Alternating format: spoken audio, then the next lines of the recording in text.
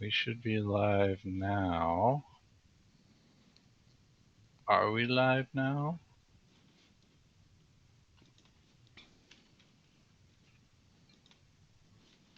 Yes, we are. Sounds good. Sounds. So, welcome to the Foolish Tech Show. We're here to provide support and answer any questions for any of our viewers or anyone that wants to jump in our IRC chat over at www.foolishtechshow.com. You can watch the stream and join the chat there a variety of different ways. Also, foolishit.com/live. And yeah, so it's halfway through the week.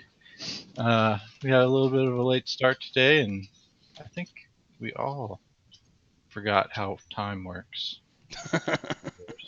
So, yeah. So how's it going? Looks like we got RTM Tech in the chat. How's it going, RTM Tech? I saw Glenn was talking in there a little bit earlier. Said he got himself into big trouble today.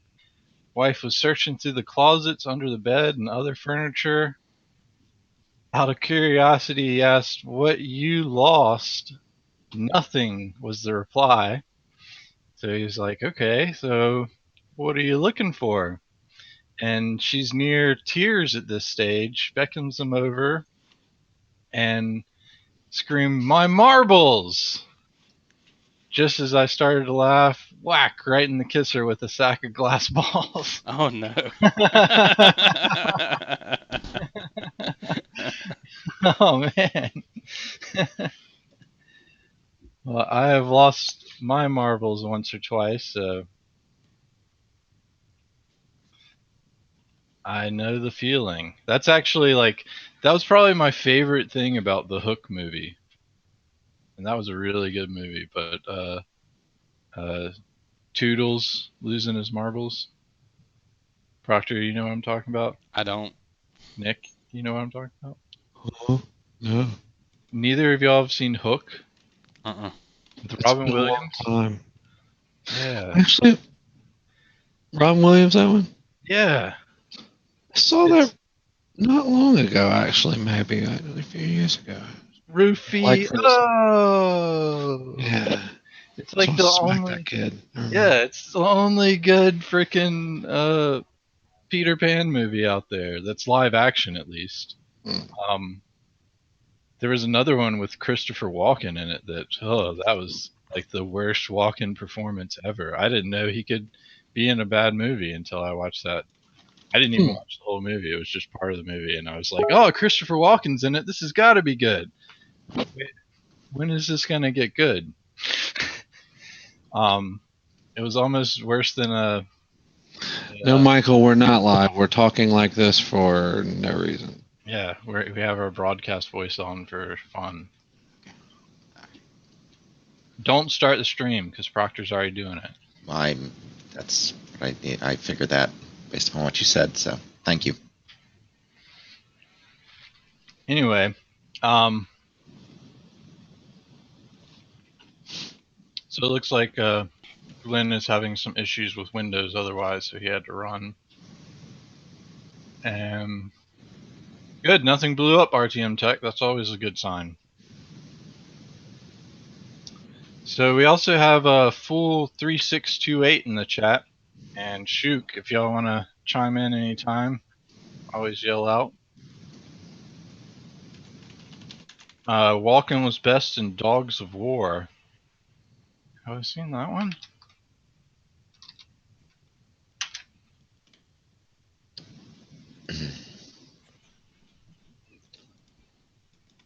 I don't know if I have. Christopher Walken, Dogs of War. That sounds so familiar. I think I've seen that. He does look pretty awesome on the IMDb cover of the video, so. No, I have not seen that. It looks like he's being Rambo. I think somebody mentioned this to me once, but I never went down the deep dark path. I'll have to check it out and see what I love walking though. Yeah, I'm a big fan. I'm sure you guys have had a long talk about it up to this point. But He was great in Joe Dirt and Joe Dirt 2. wow, And I kind of like him when he does the gangster roles. Like the mafia type. I liked him in, what was that? Suicide Kings. Yeah, that was yeah, really. he was really good in that. Hey, Phoenix. Phoenix PC joined our chat. Oh, hey Phoenix, welcome. Yeah, he was good in that the Seven Psychos movie, wasn't it? Was it Seven Psychos? What's in my mind? Seven Psychos, maybe. I'll have to look that up.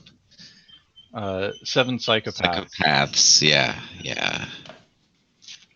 That was. Yeah, I enjoyed that. How long ago was that? 2012. Yeah, that wasn't that long ago. Yeah. Yeah, that's pretty good. More recent. Yeah, watch that again. So, Nick and I were talking last night, and I forget how it came about. Oh, what was that word, Nick? Is it teetotalers? Yeah. Do any of y'all know what teetotalers is? I do, but you claim yourself as a teetotaler? I don't know. You don't? Okay. Well, I'm sure Brantley, you want to explain it to us, but I mean, No, you can. That's not the point of what I want to talk about. So go ahead. All right. A teetotaler is usually, I thought was a person that doesn't drink and, usually ridicules people for drinking. That's exactly what it is. And it was up until RTM Tech knew that as well. It was used a whole bunch up until the early 1900s, and then it came back during the Depression and has been on the decline ever since then. And the way I found that out is Nick had mentioned it in a story he was talking about, so I looked up the word because I didn't know it either, and he was like, I don't even know. He thought it was a specific religious style word.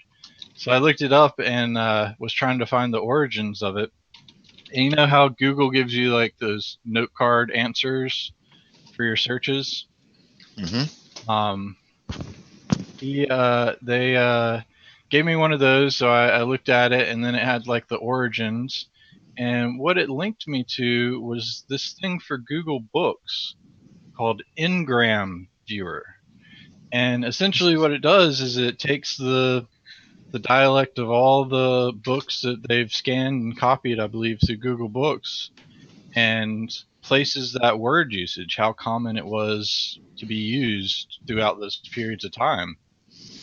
And I was like, wow, this is actually really cool. So I was like, what's another word that I can check out that you might not have heard of often, but you can see if it's been used before in time? So yeah, that's a cool idea. The first word I looked up was bazinga. And basically that one started somewhere in the early 50s and then came back when that guy, the comedian. Did you have a link to this, or? Yeah, I'm about to post it. But the link I have is like an extremely long link, and it relates to this word that I'm about to talk about. So Okay. So the next one I tried, which gave you a really staggering difference of it, so you can kind of see like a comeback word in true fashion and form. This one.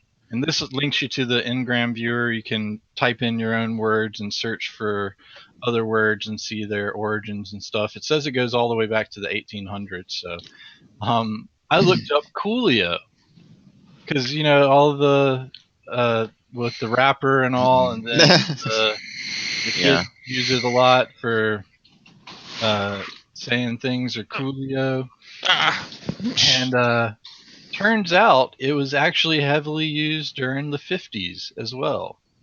That's interesting. Yeah, not as heavily used as the late 90s, but yeah, it was heavily used during the 50s, like for a specific period of time between 1950 and 1962. Yeah. Which I think it relates back to like the greasers and like Yeah, Fonzie style, like gay. Sure, yeah, I can see that. I'm sure I could also ask my parents for a little bit more clarification on that as well. But yeah, that meteoric rise in the '90s, we all know why that was, in the early 2000s, peak. What's the green line? What's the green line we're looking at? I don't know. They're not very good with legend. Oh, if it was capitalized or non-capitalized. Oh, I see. Yeah. I got it. Wow. I'm actually. It also made a little bit of an appearance in the late 1860s. Late 1860s. Yeah. I can imagine all the I don't know. Westerners getting to California and just being like, "What describes this place best?" This is Coolio.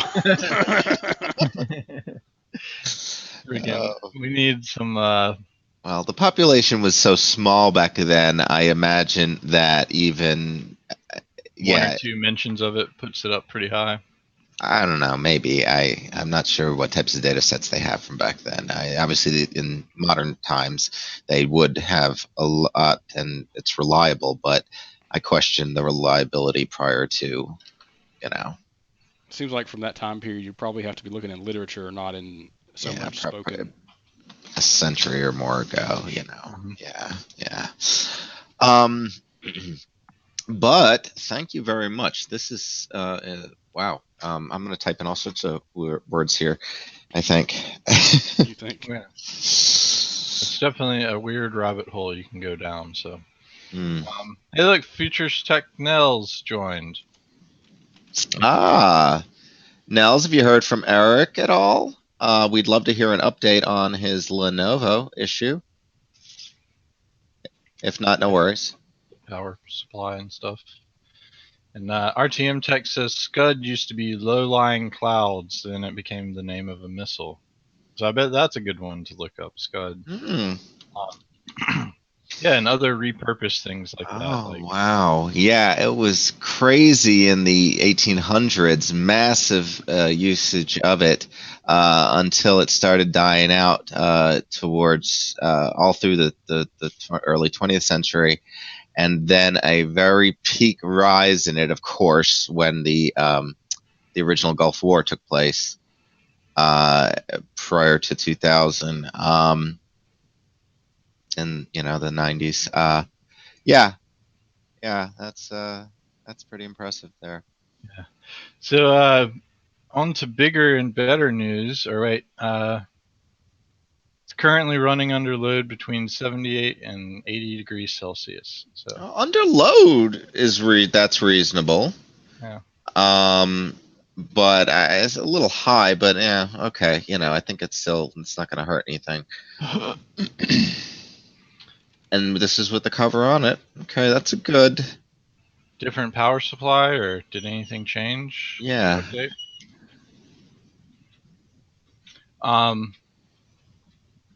We'll get some info when the lag catches up here. But in the meantime, bigger, better, and more awesome news. DJI Phantom, or DJI, the company that makes the Phantom series drone, came out with their newest revision, Phantom 4, yesterday. This one, unlike the 3, which had 3 different versions, standard, advanced, professional, all of which apparently have had a $200 price reduction. I was talking to NetHunter last night, and he said he was really upset because he just found out his DJI Phantom 3 standard that he paid $600 for at Sam's Club is now $400 at Walmart. So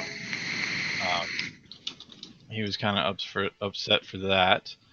But anyway, it has a lot of new and interesting features. My biggest one that I'm so impressed with, which is not the price tag, because that is ridiculous, $1,400 American, is the fact that it has obstacle avoidance. And what that means is if you're flying towards a tree, it's not going to fly into the tree. If you're flying towards a mountain and it sees that it can go over the mountain, it'll actually go over the mountain automatically. So it has its main camera, but then it also has two specialized sensored cameras right near the body there, and those sense cameras are basically just landscaping radar style what's out in front of it, and if it detects something coming up fast and hard, it's gonna put the brakes on it. So this was and I still have yet to test the return to home feature with the Phantom because I don't know how it's going to react, and I need to have like a big field where I can have an open area that I don't have to worry about it. But I'm sure that they've tested that. I would recommend the open field thing, but I'm not sure. I mean, I know they tested it and it works, but I'm not sure if it shoots up a certain feet and then flies home and then comes. I'm sure a little bit of research to figure that out. But yeah, just go to a field. I'm surprised you haven't tried it. Do you have it? You have the new one? No, I don't have the Phantom 4. Are you kidding me? I ain't got $1,400 laying around. Oh, it's $1,400. Oh, okay. Yeah. I was gonna say I was surprised you haven't already tested it yet. It just came out yesterday. This one, the new one would do that. It would automatically avoid the obstacle avoidance stuff. So that one wouldn't be an issue, but mine doesn't have obstacle avoidance. So I think in one of the manuals or something I read that if the object's in between you and the coming home point, it's going to crash into that object. So it doesn't have any way to know that with the version 3, but the version 4 definitely does. Okay, Proctor, not a problem. Then you'll just be looking down and thoughtful the whole time.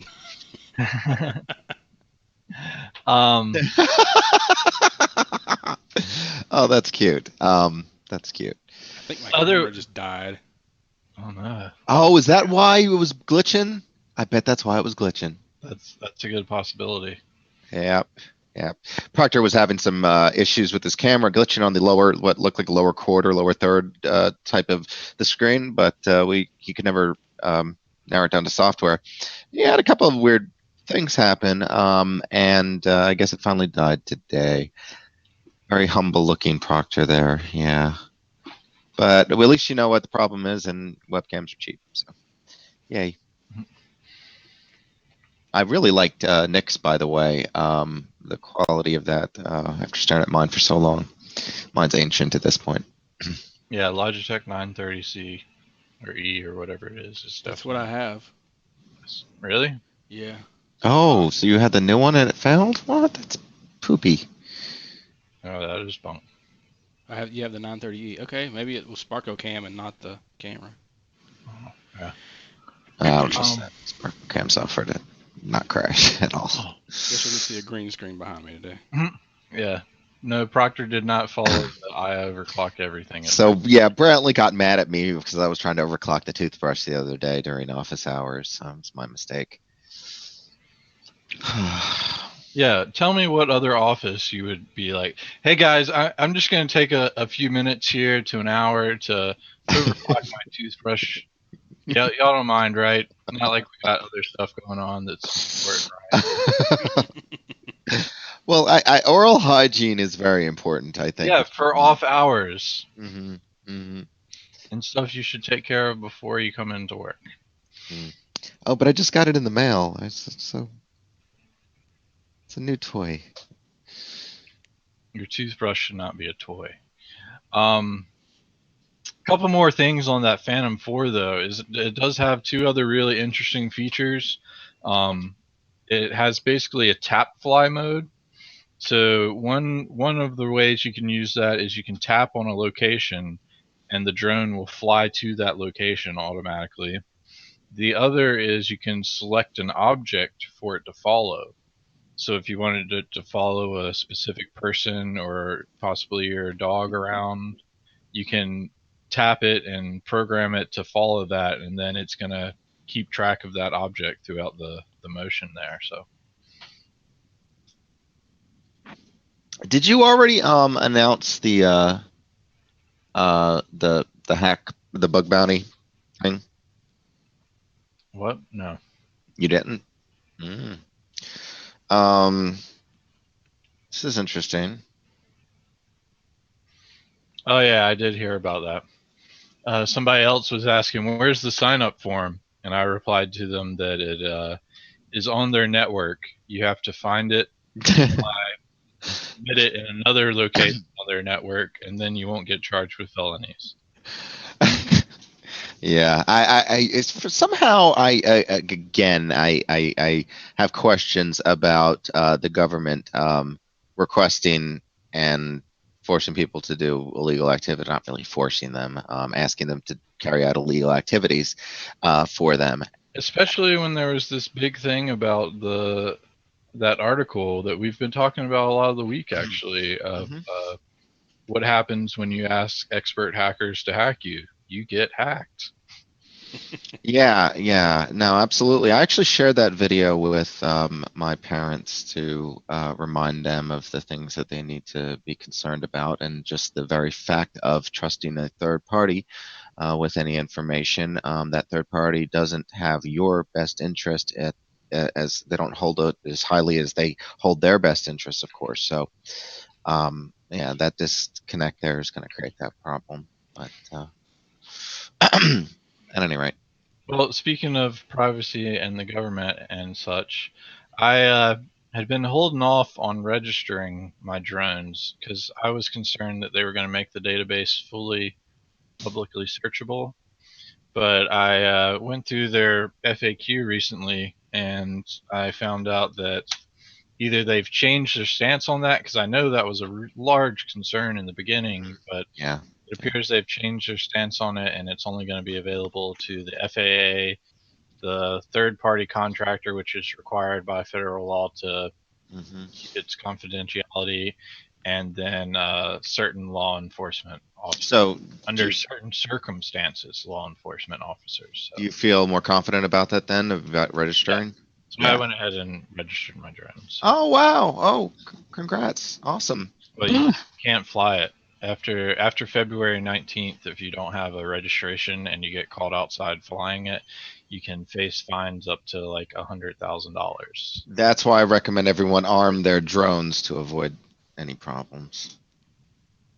Actually, arming it classifies it as a weapon. You can't register it then, and you'll be immediately confiscated no matter what. Okay, so don't do that, everyone.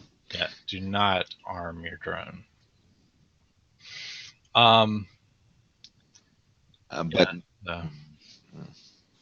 on private property, though, could you experiment? I mean, yeah, you can do whatever you want as long as you don't get caught. No, but I mean, if it's within my, let's say maybe I have a substantial property and I'm flying it, maybe it is visible to somebody else, but it's clearly within, and it's not so high that it's considered to be an airspace for any sort of. Well, like your gun range is right by the road, and they just happen to drive by and see it. I guess. Yeah, you don't have gun ranges by the road. That's never a good idea. Yeah, no, Michael. Okay. Again, you can do whatever you want as long as you don't get caught. If the law enforcements are on your property to where they're going to see that drone weaponized, then you have other problems already going on. Yeah, and I don't even know why I'm saying this. I don't own a gun, and I'm not a big fan of them at all. Or a drone. I certainly love the idea of it, but I just want automated weaponry. In other words, there should be automated defenses for certain installations. All right. So RTM Tech said, hack the Pentagon. That's China's job. That's a good point. They have the most experience at it. I mean, maybe we should just. I can just see it now. There's hey guys, how'd you do it that last time? Yeah. So I think all of y'all are for this to be relevant to you, but I'll just go ahead and ask: have any of y'all seen Nickelodeon's Legends of the Hidden Temple? No, It but was it a sounds game pretty cool. show on Nickelodeon. I don't think so. It's actually been rated as one of the hardest game shows on TV. I can think- say I have not. Yeah, I think on about there was only it ran for like 5 to some 8 seasons, and only 8 people won over the course of that. Like 8 to 12 people are all that won or beat the whole challenge there. Wow. Future Stagnell knows what I'm talking about, and it was an awesome show. It really is. I mean, just the name of it, Legends of the Hidden Temple, that does give you a little bit of a view into how awesome that show was, and they did an extremely great job with it. You have a RTM link? Tech used to watch it. Awesome. Yeah. You have a link? Yeah. So, well, what I'm going to talk about is actually Nickelodeon is reviving it as a TV movie. So it's going from game show to actual like movie style, which I can only imagine as being better. Essentially, what it did was it kind of did like the quiz thing, but then you got to do challenges, and the challenges were like yeah, like your random jungle temple style stuff, like Indiana Jones style. So like these kids get to do like Indiana Jones style stuff to try to win, and yeah, it's a pretty awesome show. It's been a really long time since I've seen it, so I can't exactly describe it, but they do have some Wow. clips of it on that Something else, yeah. page. But yeah, I'm actually kind of excited to see what the movie ends up being like. Really? Especially after all this time. So okay, I wasn't expecting a game, like it's almost like a game show. It is a game show. Yeah. That's what I was saying. It's one of the hardest rated game shows on television ever. It's interesting. Yeah. I think the only one that was easy, a little bit more difficult possibly was that MTV remote control. Shrine of the Silver Monkey. Do any of y'all remember that? I remember remote control. Yeah, that show was awesome. Jenny McCarthy on it. And I even had the computer game for MTV remote control. That thing was awesome. There you go. Yeah, and I'm in the same boat as RTM Tech. I remember the show well, but I barely remember any of the details. Something about what happened between that time and I think it was high school and college. Yeah, something happened to my memory during that time, I think. You're not going out, Destiny. Not until after the show. Sit back and watch the TV. So,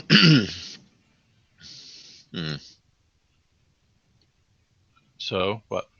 oh no, I'm just I was thinking about there was a couple people got hit by crypto variants recently, and just wanted to mention that it's important to remember that a lot of current variants are putting their droppers into local app data /star. And so for anyone out there who has crypto prevent clients and you're seeing issues with compromise there, please review your configurations.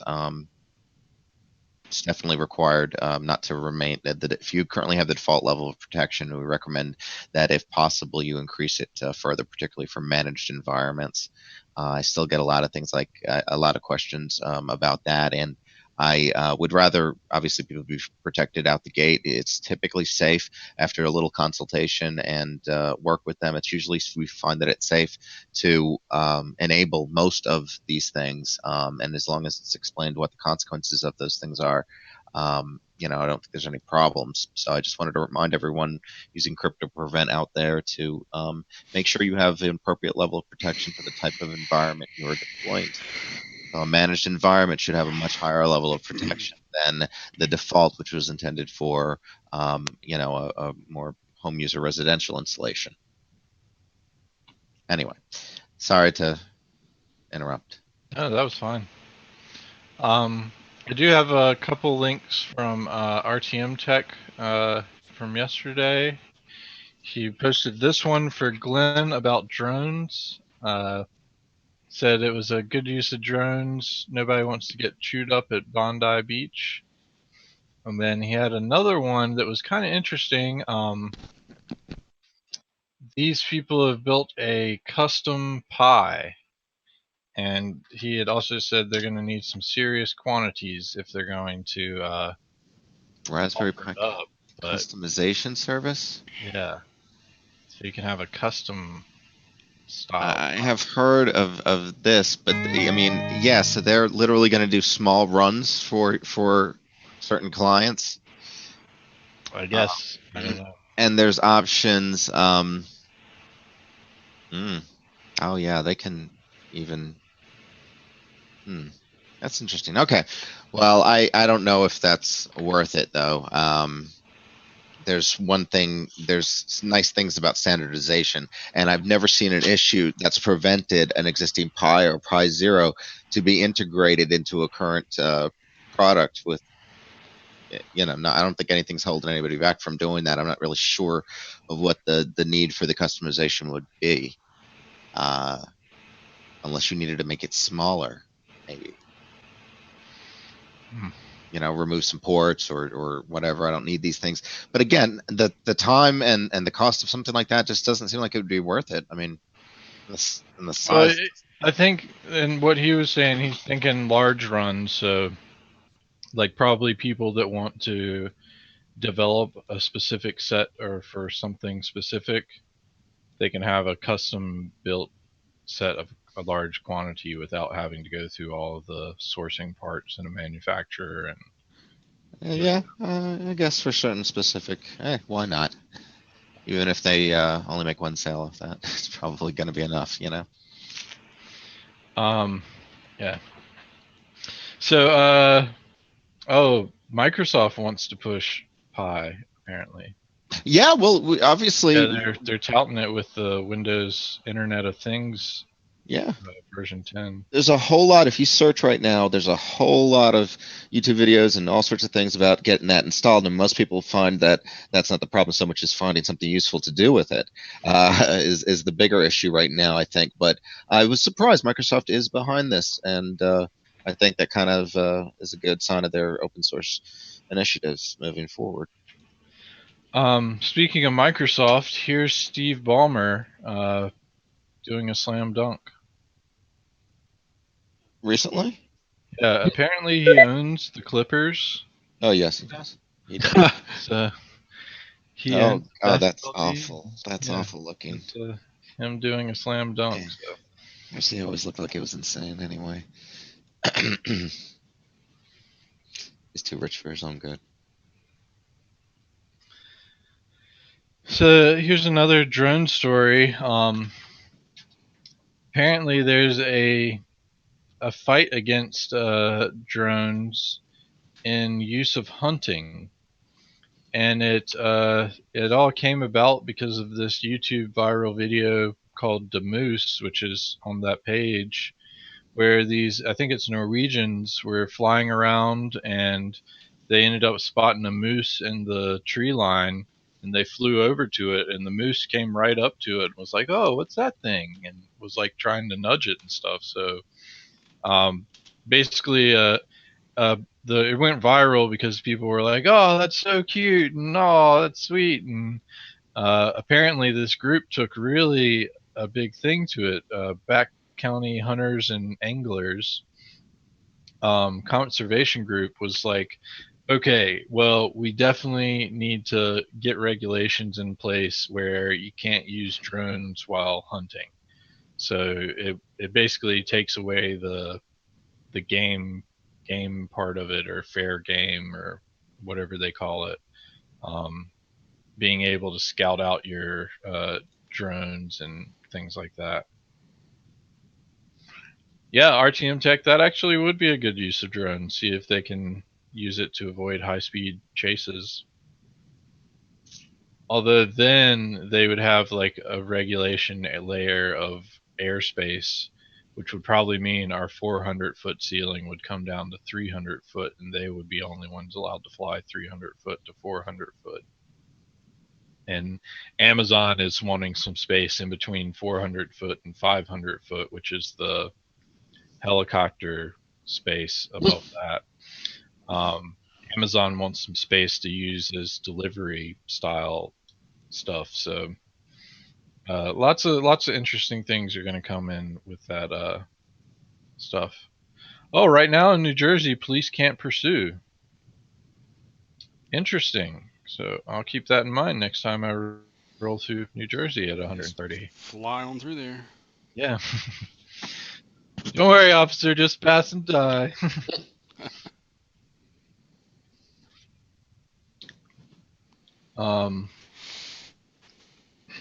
The fact that they can't pursue, though, probably doesn't mean that they wouldn't call it in and get your license plate, call it in, so that there's a roadblock up ahead, and or they'll just be waiting at your house when you get home. That too.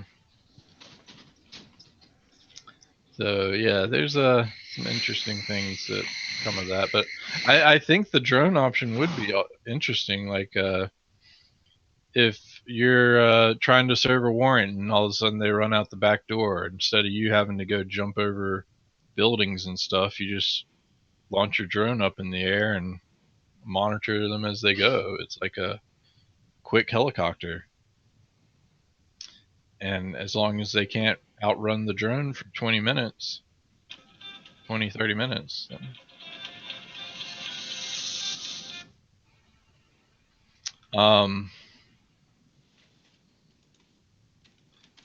Yeah, and RTM Tech says license plate readers are abound in the area. And he says in Newark they will chase you on the highway. And they've caught bad guys using license plate trackers. So I guess it just means drive safely. That's the moral of that story. Another note, here's a big ass tunnel boring machine breaking through its final place from like a couple different angles and such. I thought that was pretty interesting.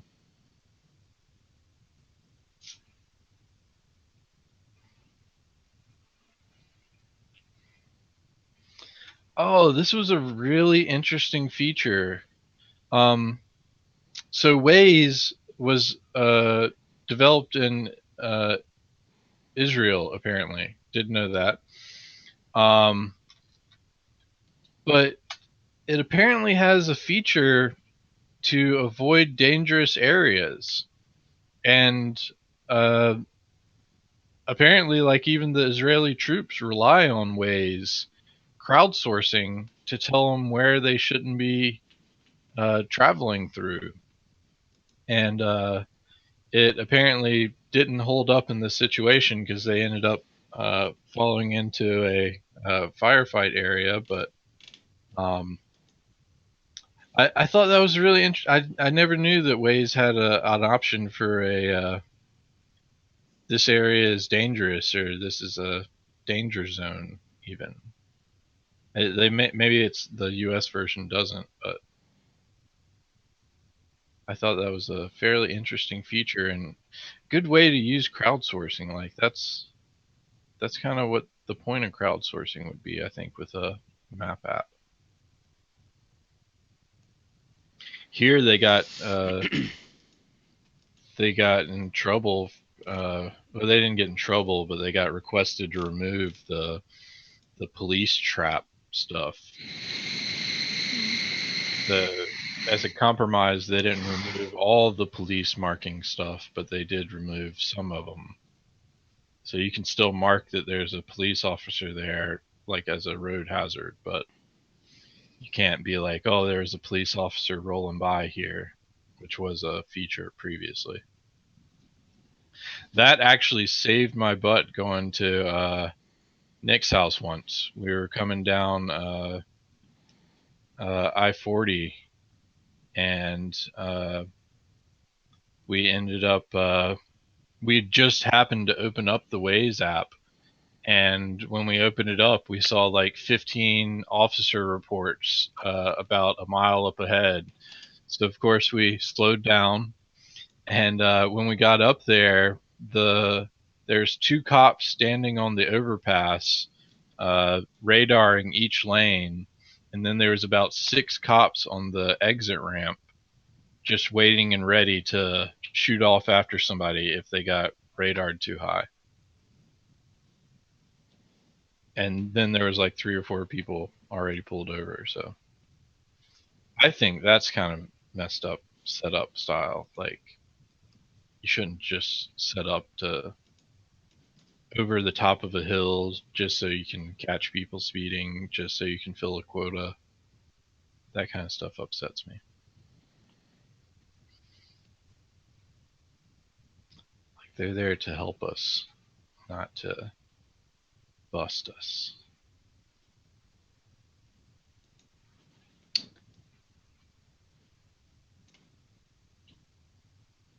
Is everyone gone?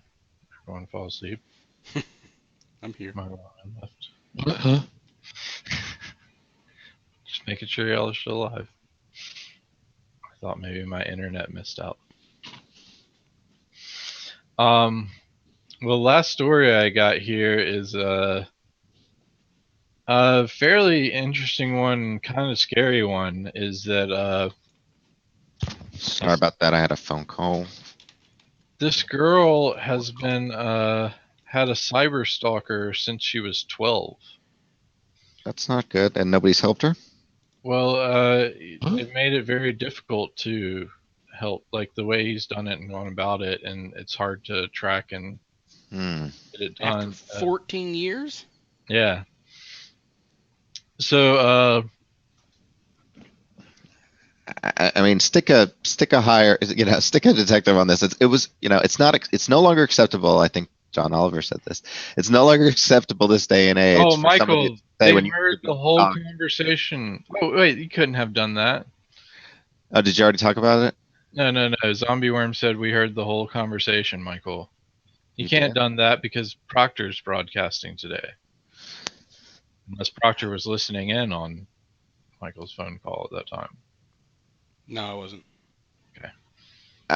Zombie Worm trying to scare us. You're freaking me out. Okay. Did I mess up the joke? Well, you did for Zombie Worm. It worried me for a moment too, because I was thinking that Michael was broadcasting, and then yes, if he had answered the phone, it would have been played out through the whole thing. Exactly. Yeah. So no, that didn't happen. So this brings up. Okay, so Zombie Worm, your mic is working. That's good. Wait. This does. I would like to mention this though on the air. So this was a case of somebody who's.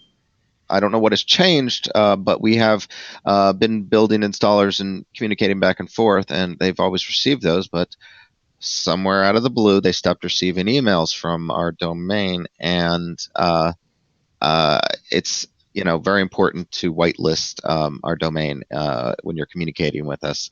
I would highly recommend that to avoid those types of problems with the spam filtering. It's unfortunate, but sometimes the last 4 letters do get caught by some spam filters. So please keep that in mind if you're ever communicating with us and things seem like they're taking too long. And if they are, certainly try to contact us otherwise via phone call or through the show or through the forums or any other way you're able to.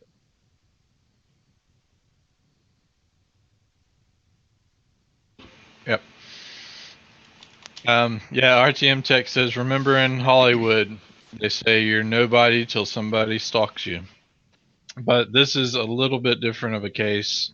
But did you say about John? Did you guys talk about the John Oliver thing? He was saying that this day and age, basically, nobody should. The response of police to I'm somebody stalking me on Twitter should not be what is Twitter.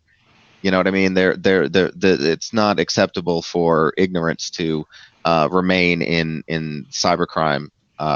It's happening far too frequently. It's affecting far too many people, and you can't just dig your head in a hole and say, I don't want to accept that the internet exists.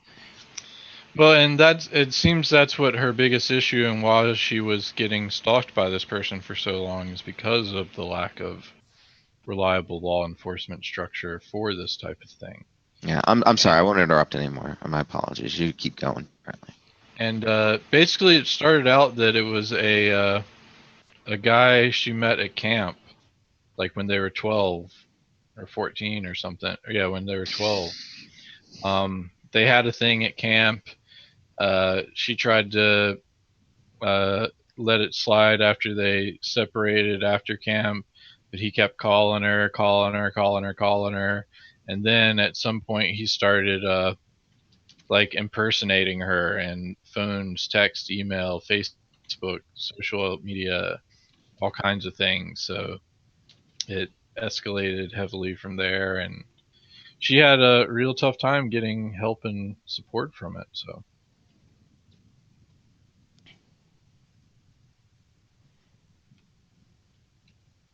Zombie Worm,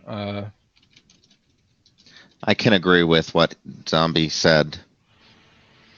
I actually had experience with this too. I have a friend who has Hitman on his computers, and I have seen it run on them a few times, and I'm just not terribly happy with it.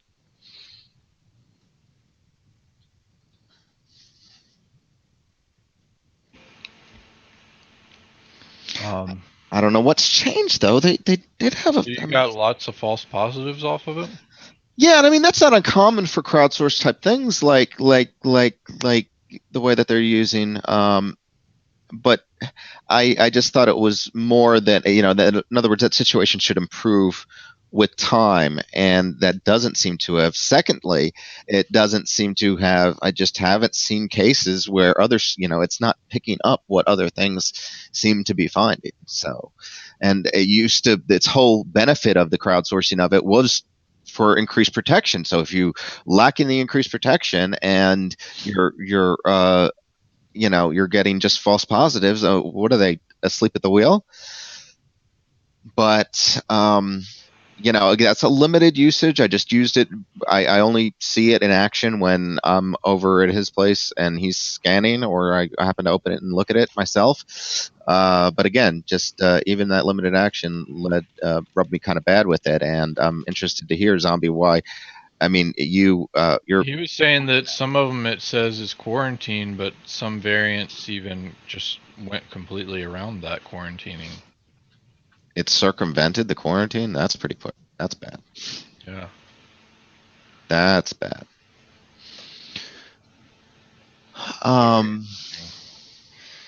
So Phoenix points out AnyDVD is back and alive. You may get another update yet, Michael. Huh? Are you serious? Do you have a link? Oh, yes. Yes. Thank you, Phoenix. Thank you, Phoenix. What top tools are you guys using when tackling malware scans? Zombie Worm asks. Proctor, you want to take this since you probably interact with the most malware scans out of us? Malwarebytes, Hitman Pro. Are you seeing any of the Hitman Pro stuff that they're mentioning? Like, are you getting results on it? Or it doesn't seem to find as much stuff as it used to. I get some false positives with it, but not a lot.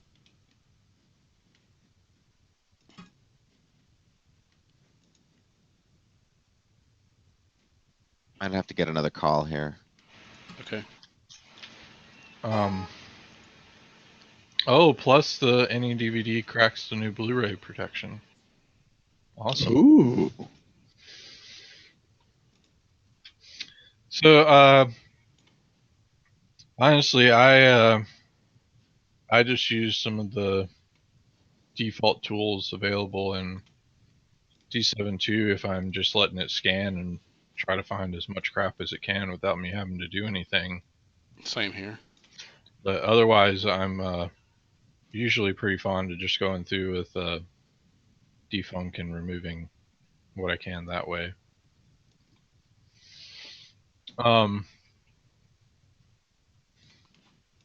And probably not anything that's coming in the. I guess not. too near future, but Nick had told me yesterday that he has pretty much most of Defunct ported over to the new D7X code, so that's awesome. But he's hard at work on the crypto prevent filter protection, so we'll probably see an update for that come out prior to 8, and then with 8 coming out after that. But Yep. yeah, so that's some good stuff. I'm getting the update now to AnyDVD. Excellent. You're downloading the update now? Mm-hmm. Before it gets pulled by the Department of Justice. Yeah. They moved to Belize. They were in Antigua or something like that before. I can't remember. It's a nice area, Belize.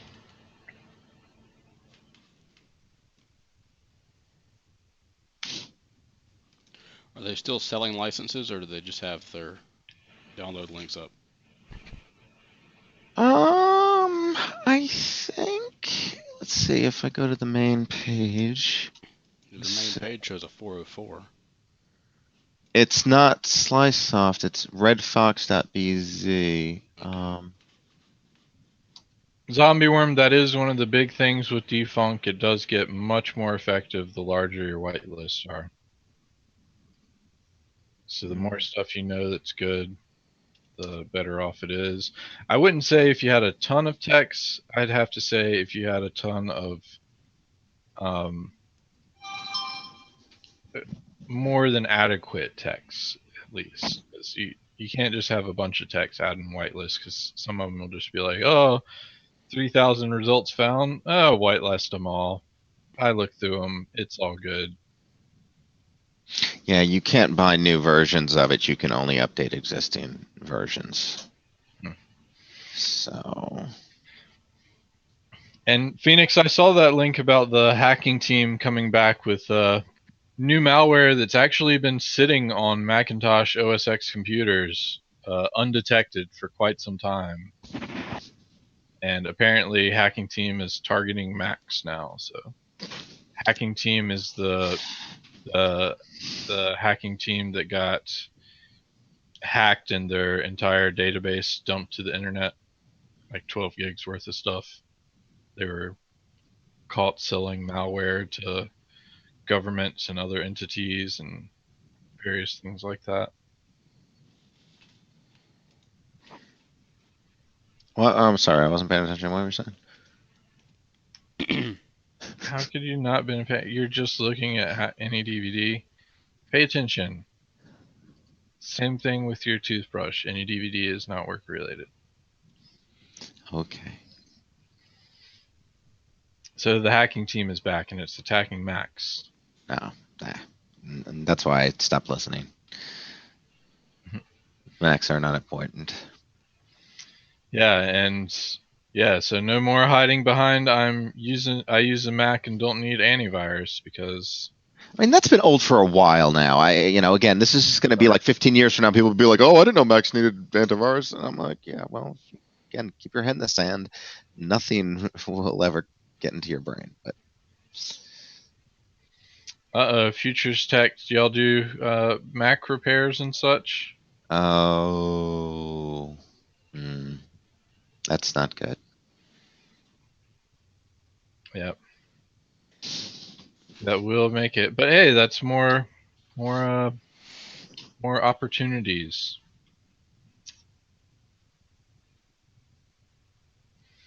And correct, Linux is under the same presumptions. The only thing they have on their side is that they can release updates quicker.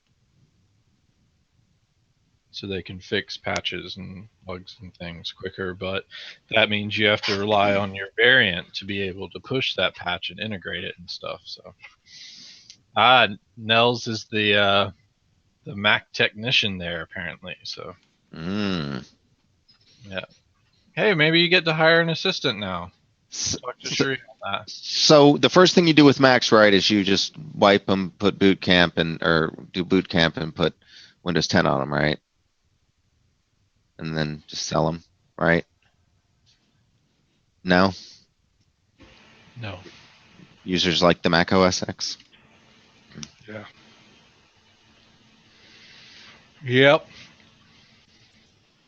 Oh, yes, breathing the air. That's dangerous. That's worse than smoking, I think. It's dangerous if you go in there with your wallet. Yeah. No, I've never had that problem. I've never felt just by having the money to be forced to spend it. But I know some people are not as vigilant about that. Sure, you thought that assistant comment was funny, apparently. I thought she might.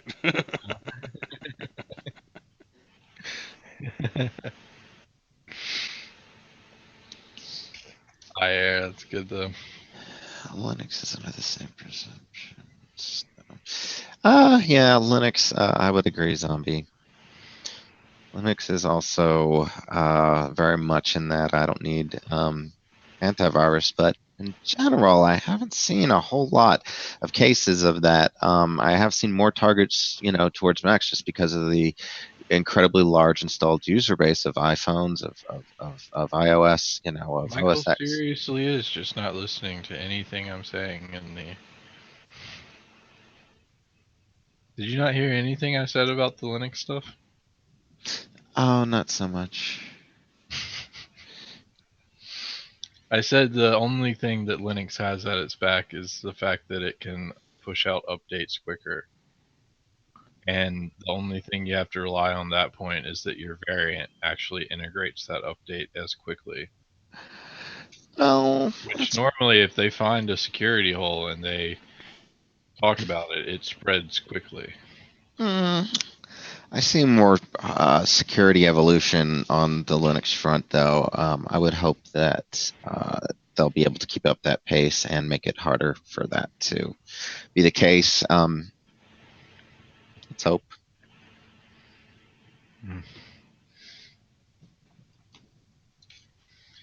Yes, I am not a fan of the Apple stores either. And I've never wanted to buy anything Apple. Just because I know for a fact now that I can buy all of the same hardware for a fourth of the cost.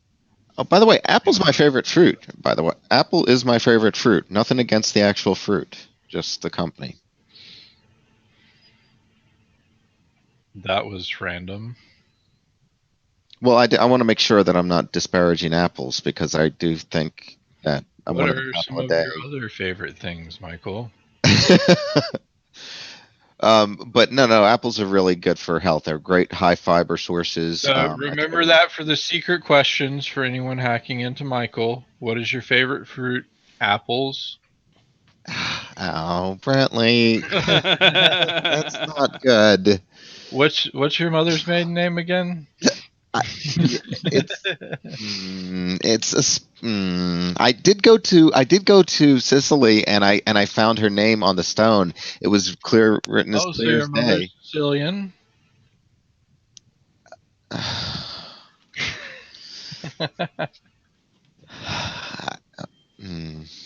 I'll shut up now.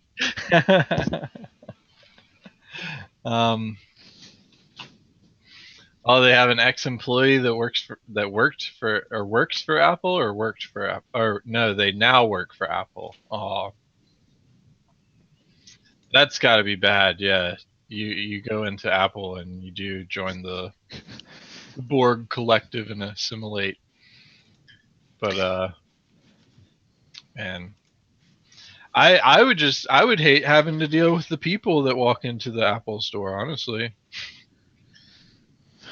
I don't think it's all that bad, and I think we're overgeneralizing. I mean, again, I'm not trying to disparage really anyone, but and we certainly all have our preferences, of course, with our technology. But it's never that bad, and I'm sure they say things about us, and we know that's the case as well. So, Doctor, watch out! The Apple store is behind you. is it like politics? Is it like politics?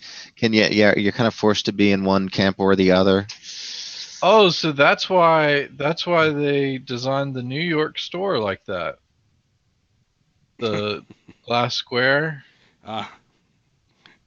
Is it a Borg?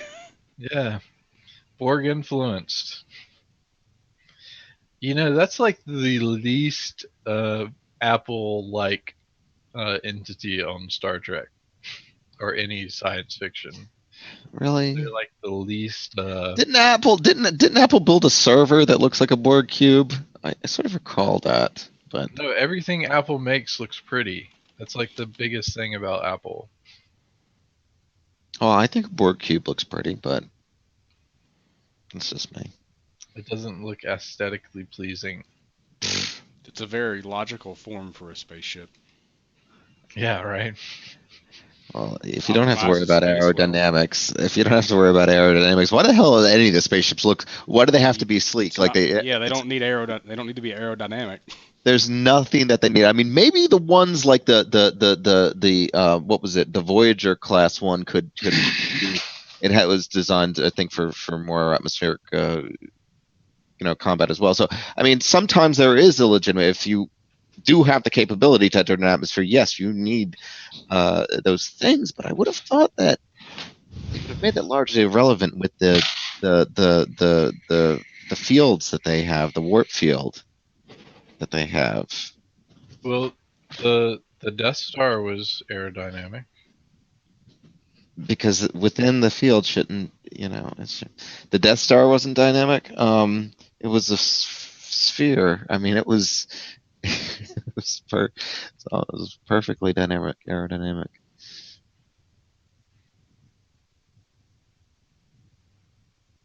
Well, I mean, not perfectly aerodynamic, but it wouldn't impede airflow terribly much. Sphere. A MacBook as a frisbee. Most expensive frisbee ever. They stick to the core thinking. Yes, that's why Intel has Core i3 through i7. Remember 7 of 9? That's what the i7 is. Oh. Core i7 of 9. Oh yeah, I like that. Core i7 of 9. Yay! When was the i series the first one that they used in Apples? Yes. No. Are you no? Wait, no. I'm sorry. The Core 2 Duo. No. Yeah. I was gonna be like, man, that is some crazy money they had to pay Intel for that. Then they're like, hey, we'll use your processors, but you got to name them all I from now on. And Intel's like, all right, fine, i1. Here's your i2. Zombie Worm agreed. Core 2 Duo. Yeah. Is nobody laughing at my joke? Core i7 of 9. That's so cool. I mean, come on, that's the best joke ever. How is that a joke? It's not really a joke. It's just fun to say. But How is like that Star fun? Trek, if you're fun, is 7 of 9 Star Trek? I loved her character. It was great. I love 7 of 9. Yeah, the Borg. Just because it involves a character doesn't make it funny. Yeah, she was. She was. They poured her into that outfit. It was beautiful. Futures Tech Nell wants to know, how do we determine what is aerodynamic in space? Well, I was suggesting again that I agree with you. It's not a relevant issue only if you would ever enter in an atmosphere. And some of the ships in Star Trek have done that. So that's Ian clapped at your pun, and Nels only laughs in real life. She doesn't laugh online. Thank you guys. I appreciate it. Love the support. But yeah, I the void space thing. Yeah, I generally think that it's not too much of a concern, but that that's why we were saying that the cube is not as an issue or as big of an issue as it might seem. But when you're traveling through that stuff, there is still dust and particles and stuff that's what the deflector dish is for, and I would also believe that you would, being outside the warp field, I don't know. I sort of think like you the deflector dish is only for when you're not traveling at warp, but maybe I'm wrong about that. Yeah, and Zombie Worm says that when you're traveling at light speed, error matters. And yeah, like to be able to get that much thrust in propulsion. But there's no resistance. The entire space-time continuum is resisting. Actually, there's a whole lot of break resistance. through it. Yeah, there's you can't. Since we currently don't know how to travel faster than light, I'm not sure we can have a good it would take conversation an infinite amount of energy to accelerate something. I think we have the minds here to tackle this debate. Okay. We have the minds in the IRC and in the video. Waste in fuel. Yeah, there's steam engines on board the Borg cube locomotive are really going to be an issue here. Oh. Yeah, they're not using enough ethanol in their cubes, their collective. Gas prices are keeping them behind. Like even like all the UFOs we've ever thought of have all been aerodynamic even too. I can't think of anything other than the Borg cube that hasn't been aerodynamic. Well, because we like things that look sleek, you know. We like fast-looking cars and other types of machines. And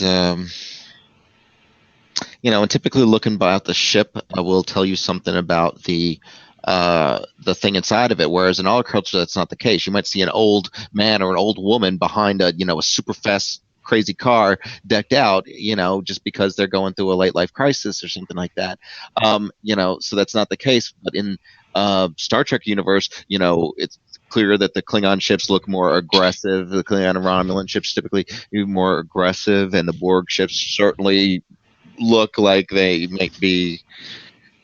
You know what I mean? They're very, again, stereotypes run rampant through Star Trek. A whole species that thinks and acts exactly the same. And I know that's believable with the Borg, but yeah, the Borg ship is absent of emotional input in its design.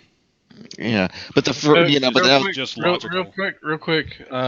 RTM Tech's question in the chat was, what happens if you're traveling at the speed of light and you turn the headlights on? Come on, that's how you get the cool little light lasers behind you. And Zombie Worm, or if you take a dump, where does it eject? I mean, it ejects into the past. I'm thinking now. It makes perfect sense. Yeah. It's like it goes back to before you even took the boot. And you hit it on the windshield.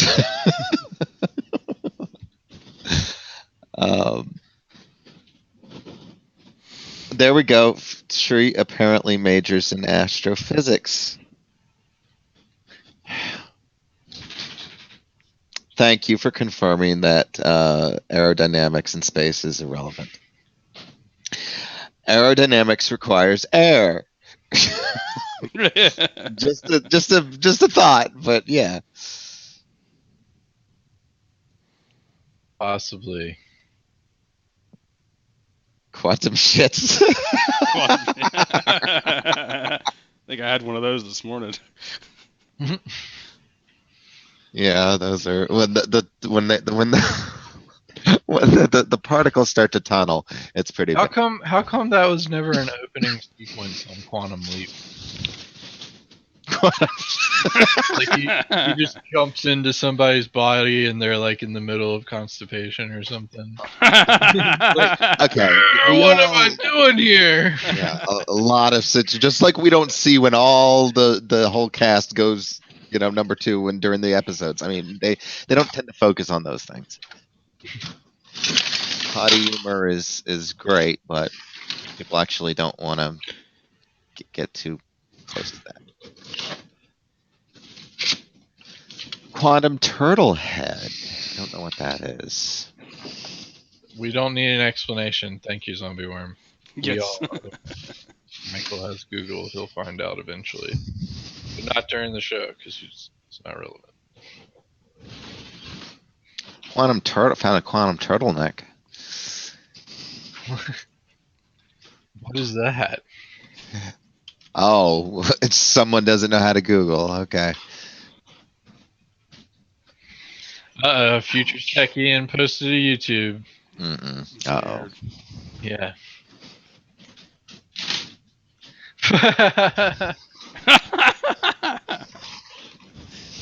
Oh, is it that funny? The title of it is. Oh, it's good. Everyone should watch it.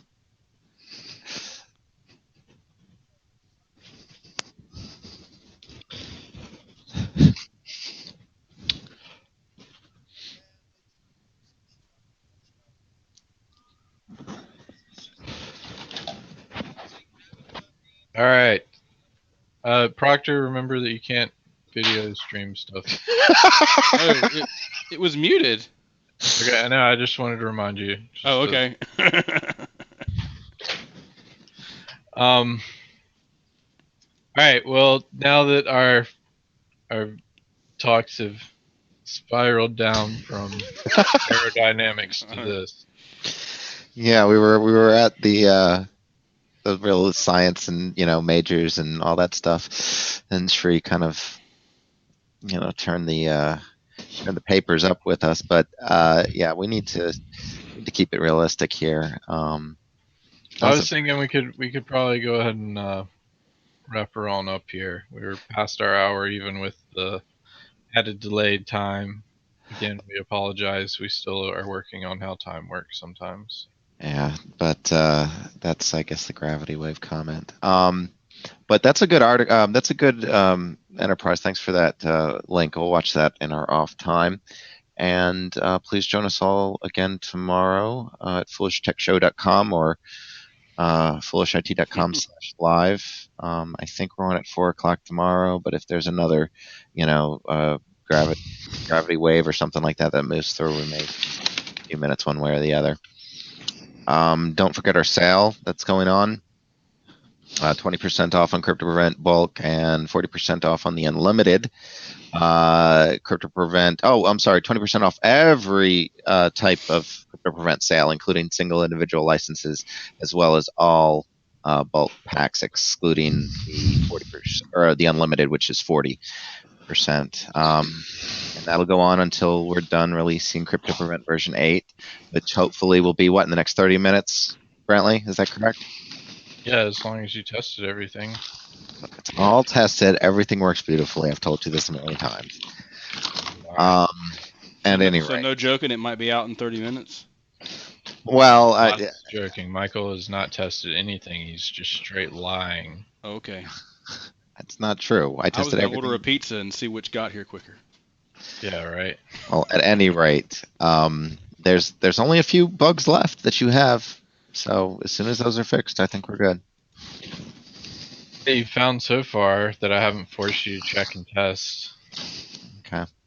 Well, we'll see. I think it'll be in the near future, but no promises, obviously. All right. Thank you, everyone. We'll see you tomorrow. Proctor, pick up selling out, sir.